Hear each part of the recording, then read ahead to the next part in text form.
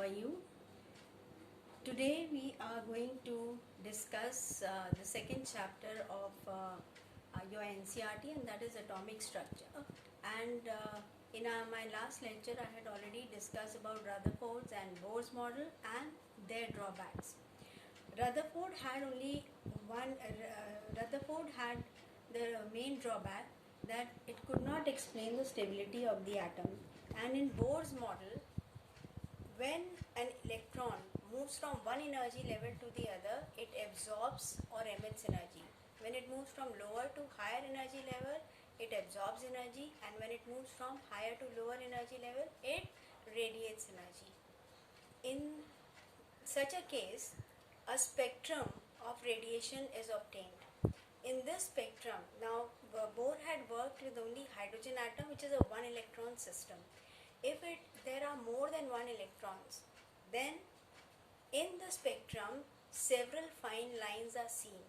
And when the spectrum was of even hydrogen atom was subjected to magnetic and electric field, it showed splitting up into a number of fine lines which could not be explained by Bohr's.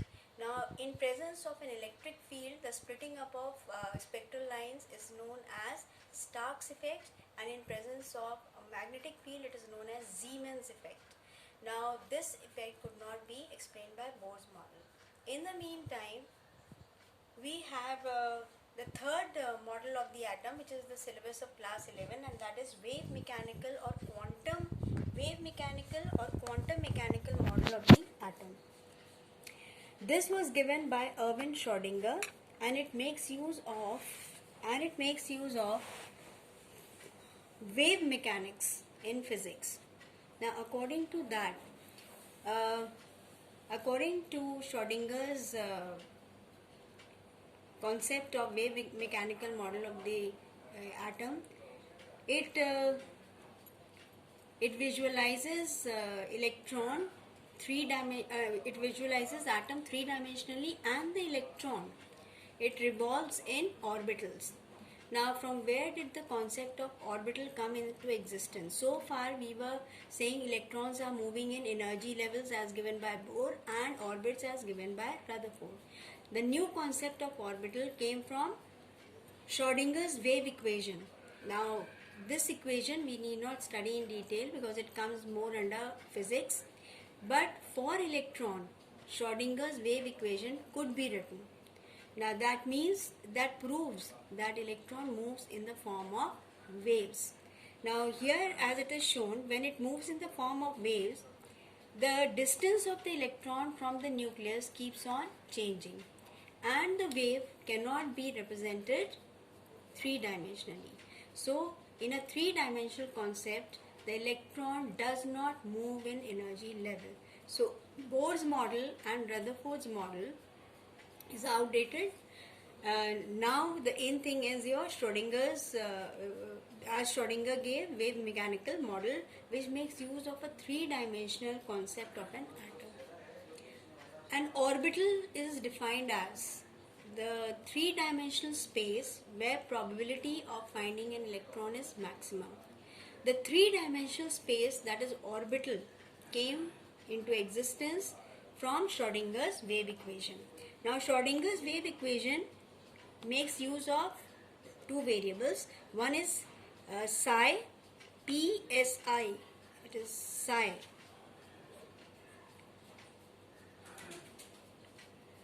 Psi, which represents wave function, and psi square, that is most probable electron density. So, for structure of the atom, what is more important is most probable electron density.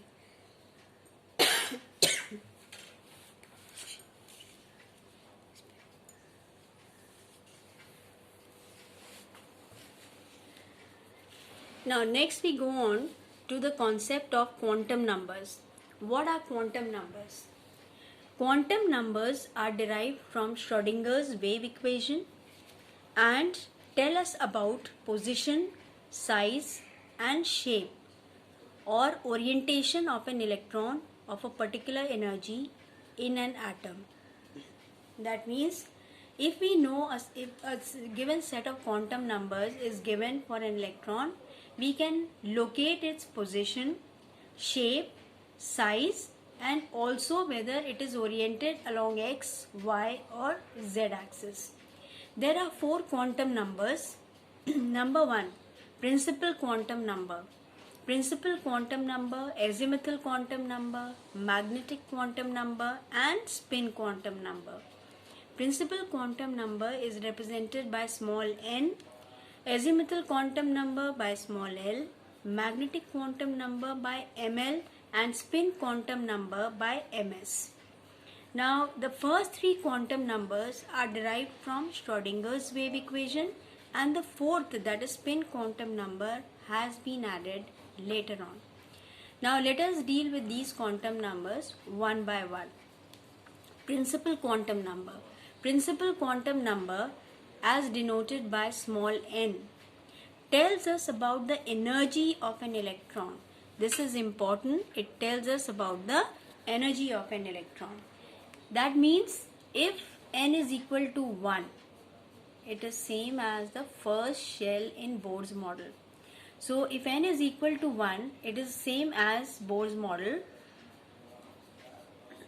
It can have value, and it will this n can have value of an integer, that is whole number. It cannot have value in fraction. We cannot have electrons in fraction rotating in the energy levels. Now n is equal to 1, 2, 3 and 4. It cannot have value 0. Electron has to revolve in an energy level. Cannot have value 0. Then it represents the shell to which an electron belongs. Now, so far we were talking about orbital, but we have to connect it to our previous knowledge, that is Bohr's model. It is same. The energy of an electron in Bohr's model was represented by a shell. So a shell here is broken down into subshell, and subshell is again broken down into orbitals. Shell is represented by principal quantum number, subshell is represented by azimuthal quantum number, and orbital is represented by magnetic quantum number. Next quantum number is azimuthal quantum number. Now, azimuthal quantum number tells us about the shape of subshell to which the electron belongs. It tells us about the shape of the subshell to which the electron belongs. It can have value 0 to n minus 1. It can have value 0 to n minus 1. For example, n is equal to 1, so the value of L will be 0. That means it will first energy level or shell will have only one subshell. Okay. Second is n is equal to 2, will have value 0 and 1. Third, 0 to n minus 1 is 2, 0, 1, 2. N is equal to 4, 0, 1, 2, 3. Now what do these numbers represent? L is equal to 0. 0 stands for S subshell. 0 stands for S subshell. 1 stands for P subshell. 2 stands for D subshell. And 3 stands for F subshell. S comes from the word sharp, and the shape of this subshell is spherical. P stands for principal. Principal is spelling is P-A-L. Principal. And the shape is dumbbell shape. Then D stands for diffused. Diffused, and the shape is double dumbbell. This is one dumbbell and this is another dumbbell. Then F is standing for the word fundamental, and it is a complex structure, cannot be represented three-dimensionally on paper. So we are mainly concerned with S, P and D subshell. Now here n is equal to 1, so that is first in shell has only one subshell, that is 0, that stands for S subshell. Then second has got 2 S and P. Third have got S, P and D, and the fourth shell has got 4 subshells 0, 1, 2, 3, that is S, P, D and F. Now this is what is represented here. So if n is equal to 1, so this will be written as 1s. 1 shows first energy level. Second, n is equal to 2, 2s, 2p. N is equal to 3, 3s, 3p, 3d. And then n is equal to 4, 4s, 4p, 4d and 4f. Now, energy of 1s is less than 2s is less than 3s. Size of 1s is smaller than 2s and 3s. So it tells us about the size and shape of a subshell. Now number of subshells which each shell can have is equal to number of shells. For example, if n is equal to 1, it has only one subshell. If n is equal to 2, it has two subshells. N is equal to 3, it has 3 subshells. And as n is equal to 4, it has 4 subshells. So I hope this is clear. Number of subshells which each shell can have is equal to number of shells.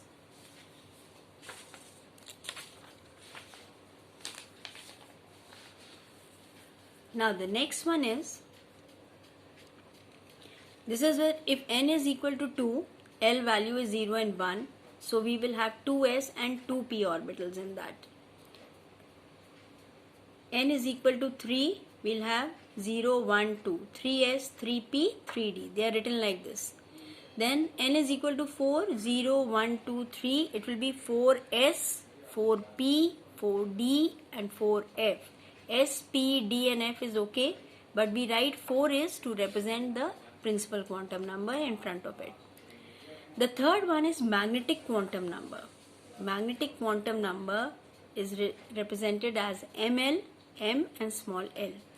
It represents the orbital to which the electron belongs. It represents the orbital. Principal quantum number gave us number of shell. Azimuthal quantum number gave us number of subshell, and here magnetic quantum number is giving us the number of orbital. What is orbital? It is a three-dimensional space where probability of finding an electron is maximum. It will have value plus L to minus L through 0. Now what does that mean? If L is equal to 0, the value of ml will be 0.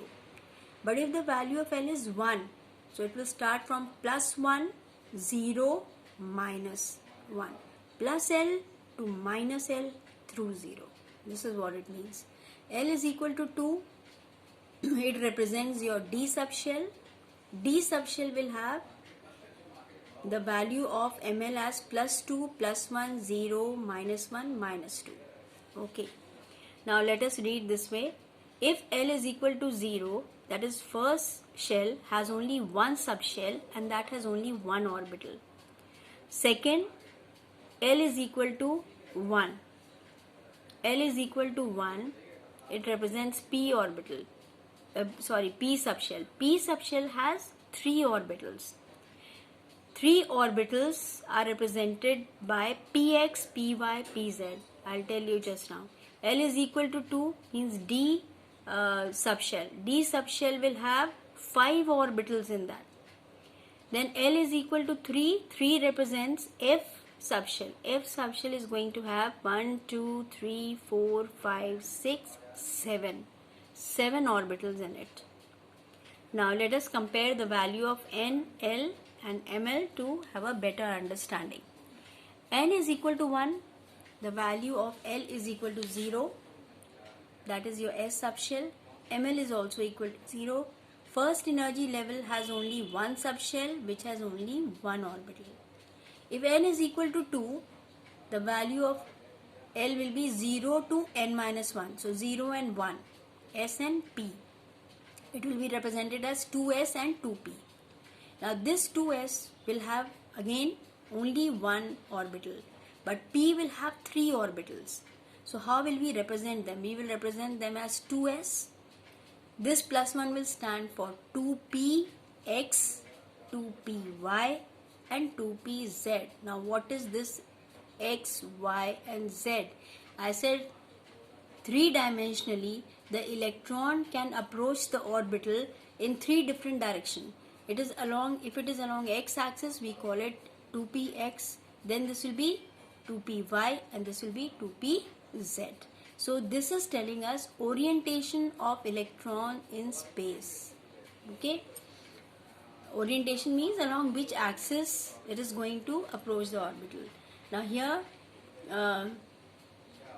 something more you have to, S subshell has one orbital, P subshell has three, we have just discussed. Then something important is, if n value is 3, it will have L value 0 to n minus 1, 0, 1 and 2.